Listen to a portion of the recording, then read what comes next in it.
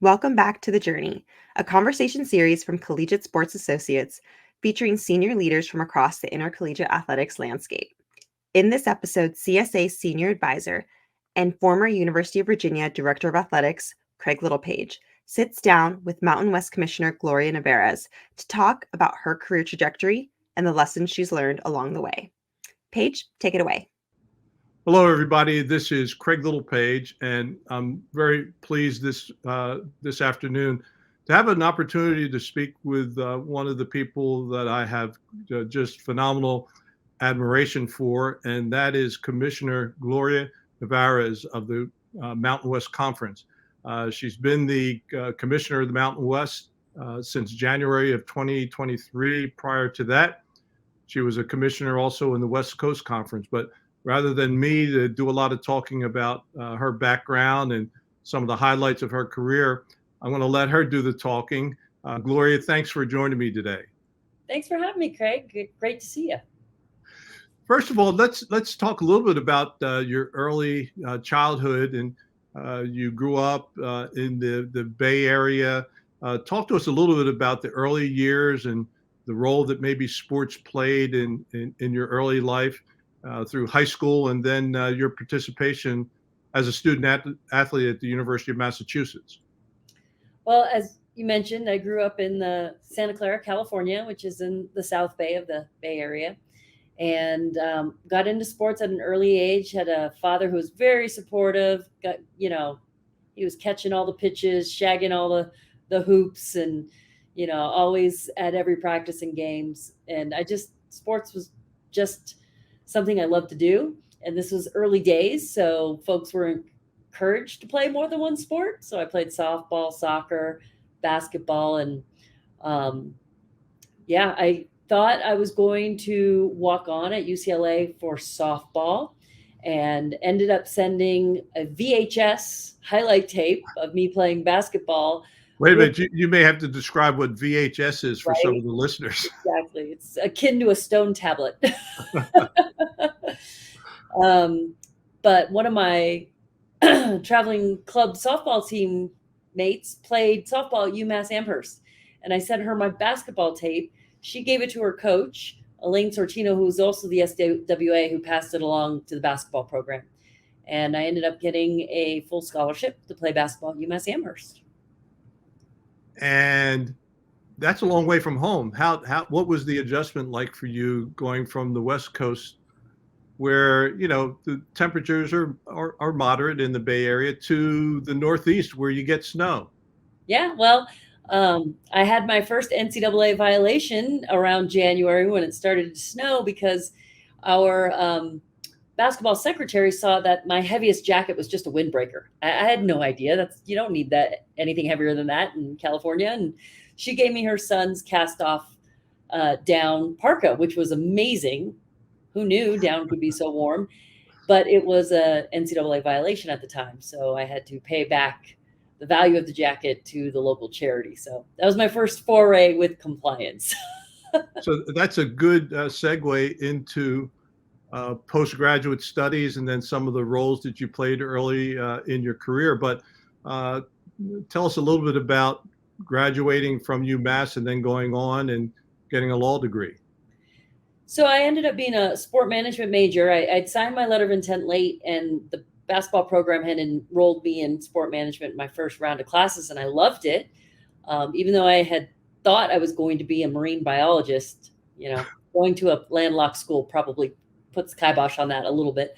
So I stayed in it, and I actually took a sport law class with Professor Pike, Master Alexis. She became the department chair and good friend, mentor through the whole way through. So finished up playing 4 years at UMass, but when you graduate as a student athlete, I didn't have a lot of resume experience as far as jobs. I went home, took a gap year, and studied to take the LSAT, and ended up going to law school at Cal Berkeley.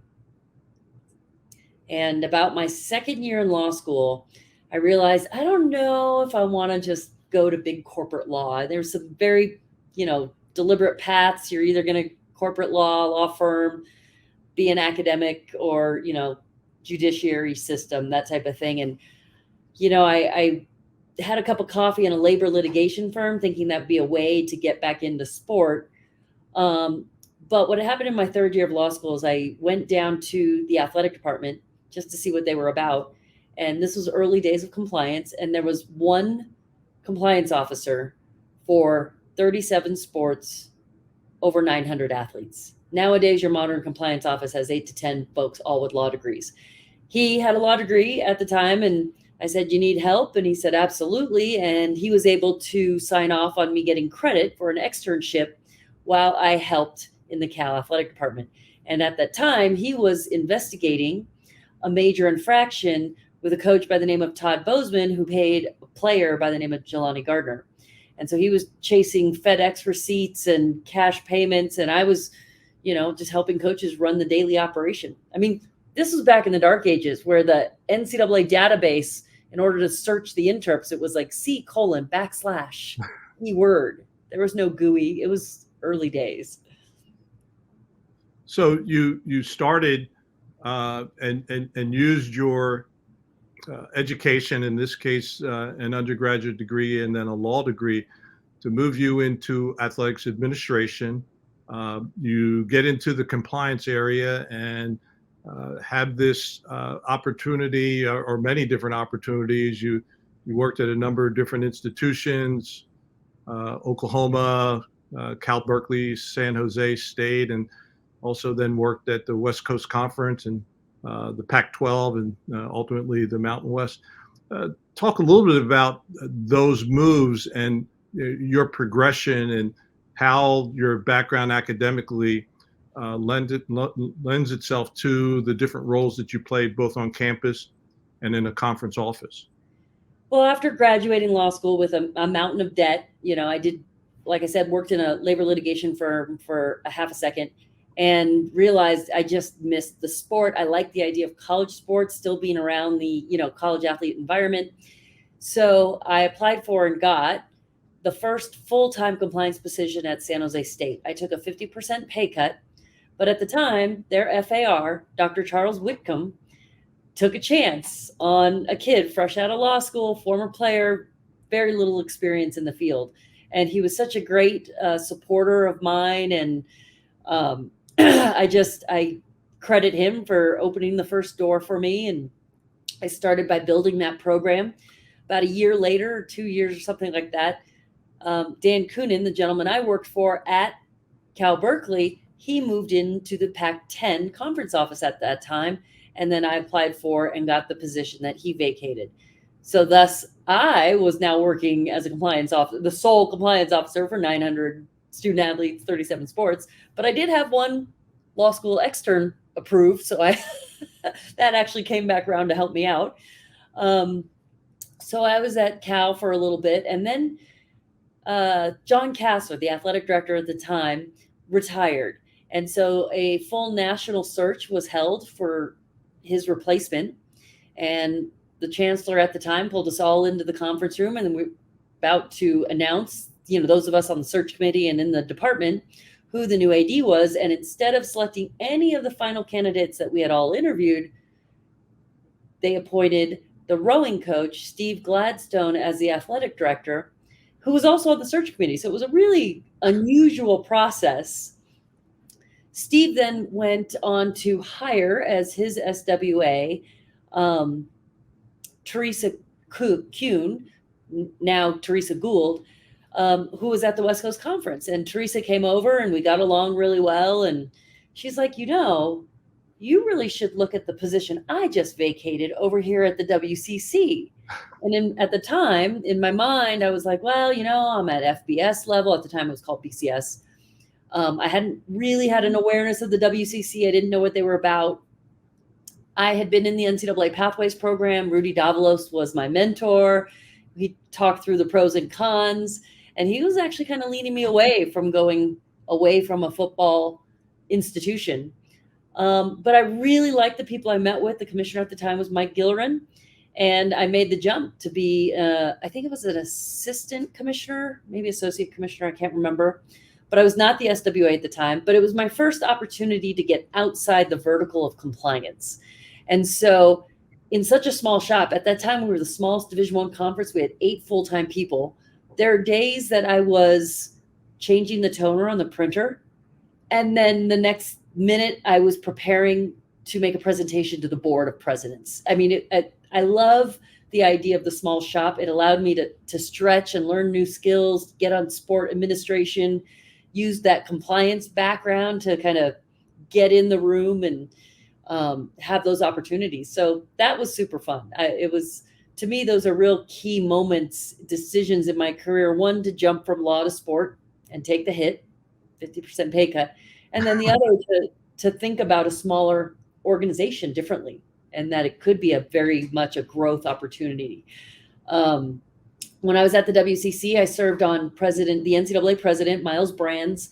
It was like a diversity inclusion committee. And one of the subcommittees I was assigned to, a gentleman by the name of Joe Castiglione was serving on the same subcommittee. And he, as we all know, is the AD at Oklahoma. And I just loved him, learned a lot from him. I was watching the ticker, and then I saw that one of his senior associates was leaving for another job. Keith Gill was going on to be an athletic director someplace else. And I wrote him a note and I said, "Hey, Joe, you're on the short list of guys I'd ever want to work for. Here's my resume. If you think there's a fit, let me know." 3 months later, I'm in a U-Haul driving out to Norman, Oklahoma. And how long a drive was that? It was long. We took the scenic route. We did the Grand Canyon and all the things. Okay.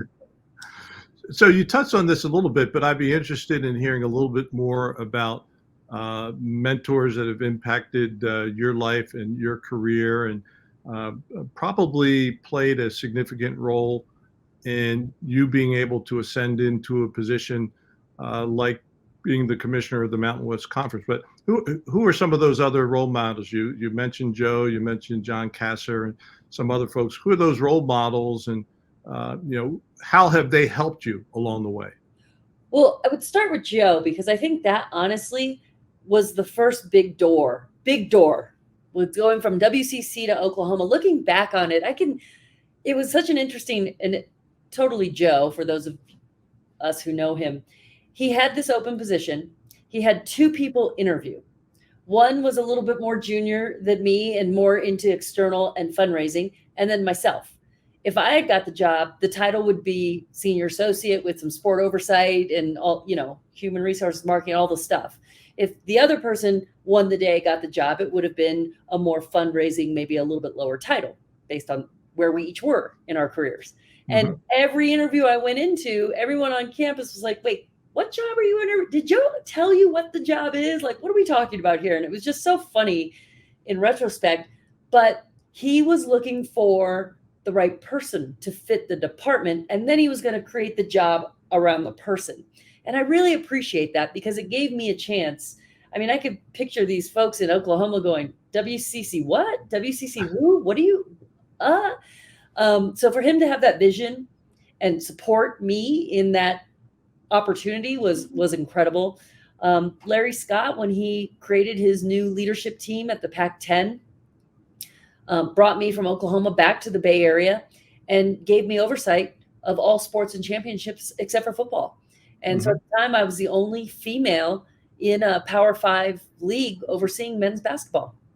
And that was a huge opportunity, in that I think that experience really led me into being a viable candidate for the WCC.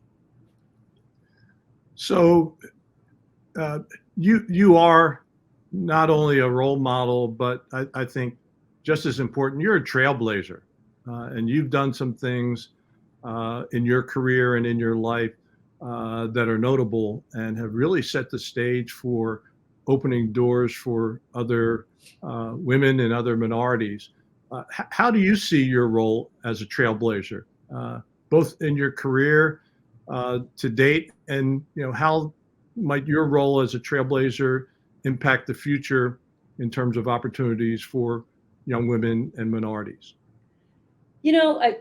I'm proud of my heritage and my identity. I don't know that it was a major factor for me personally throughout my career. Growing up in the California Bay Area, ton of diversity in my early education years, high school. When I went to UMass, I got a letter at my dorm, "Dear Student of Color."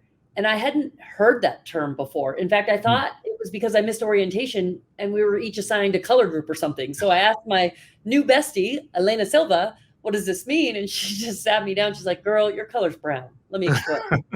And really opened my eyes to kind of the representation issues, what it means in the higher education context. And so it really didn't, while I had an awareness, it didn't really have an impact on me until I got the WCC position and we were talking about what to write in the press release, because I was the first person of Latino descent, male or female, to be one of the 32 Division I commissioners. I'm actually half Mexican, a fourth Filipino, and a fourth Irish, but that's a lot of words. I mean, what do you say about that? So we landed with Latino or Latinx, I forget which one we used. And then it really became something that I was identified for. But the other interesting thing was, at the time, the WCC, Gonzaga being its probably most famous basketball institution, Mountain West was coming after Gonzaga to become a member of the Mountain West.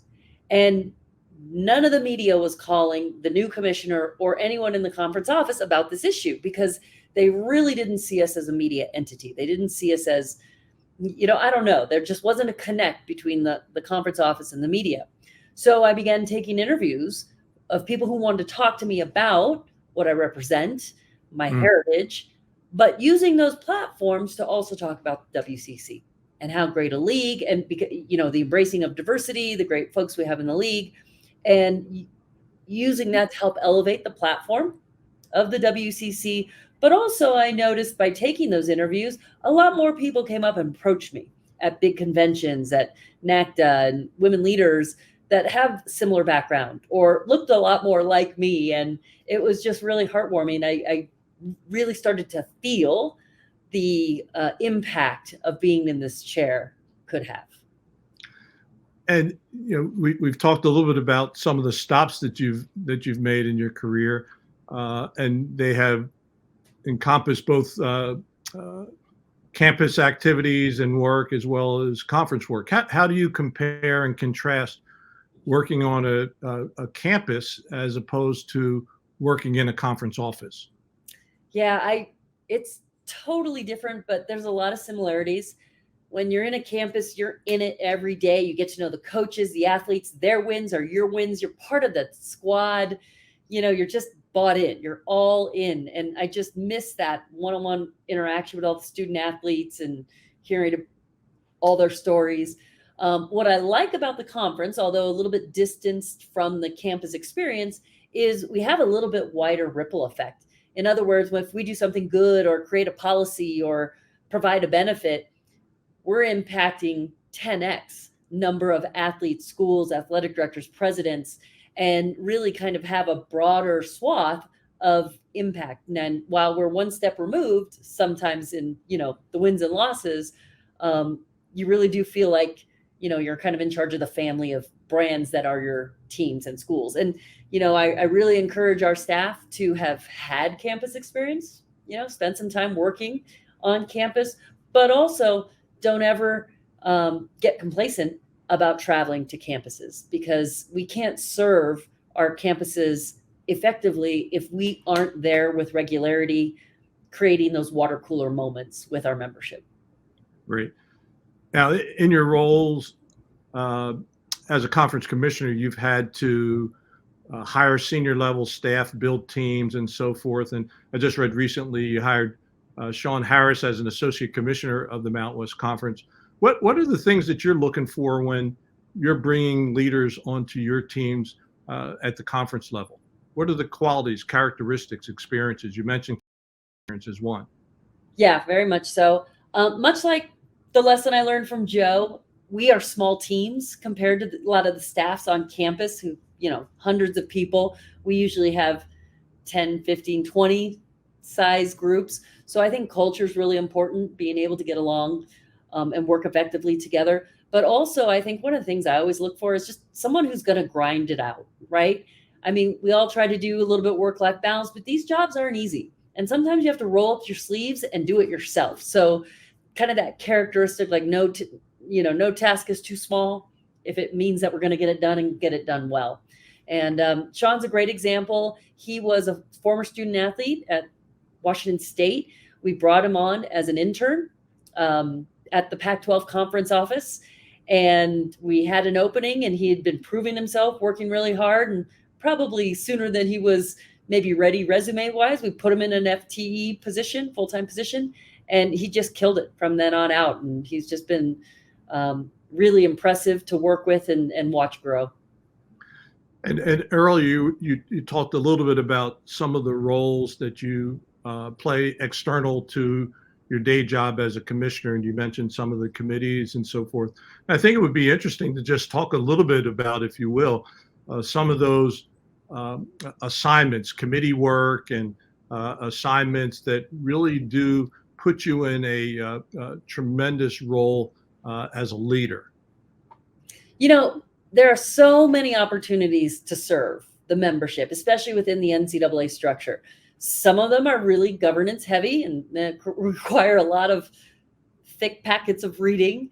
Some are a little bit lighter lift, but a lot of folks look at maybe some of the big committees like MBOC or basketball selection or CFP selection and want to go straight there. And I really encourage people to get your feet wet a little, look at the other areas that you can make an impact, get to know NCAA staff, and interact with other people that have been serving in the system for years.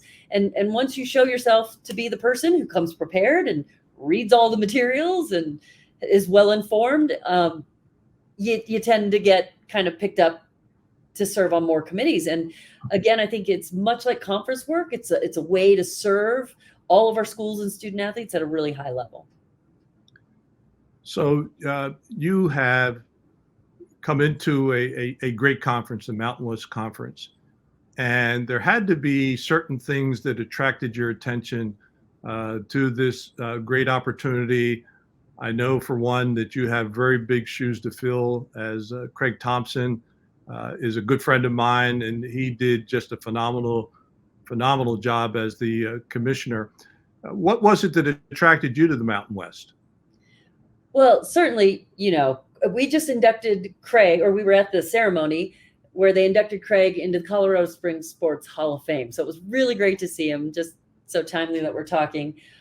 He was the only commissioner. He started this league. We're probably one of the younger leagues. We were 25 years old, and he was a sole commissioner during that time. But what's so great about this league, I think, and what I appreciate about the WCC is the alignment. We have a lot of like institutions, large public institutions. A lot of them are the only show in town, pride themselves on diversity, inclusion, accessible education. And, it's a really well-built league. We're big. We're an airplane league. Travel's not easy, right, but we're also really gritty. We have a lot of, first gen, first time in the chair type energy, ability to embrace innovation. When I saw the list of innovative things that have come out of the Mountain West, I'm like, wow, this league is really cutting edge. And I think it reflects the youth of the league, the newness. But also I love the Western region. I just love this side of the Rockies and being able to compete on a high level in this area. And you've seen with current conference realignment, the Rockies used to be almost a barrier for the leagues out here, and that is no longer. So you have an opportunity now to think about the young people that you have the opportunity to mentor, aspiring administrators and potentially aspiring coaches. What kind of advice would you give to these folks, these young folks that are either in college or maybe 4 or 5 years out of college, that are looking at college athletics as a career path for them?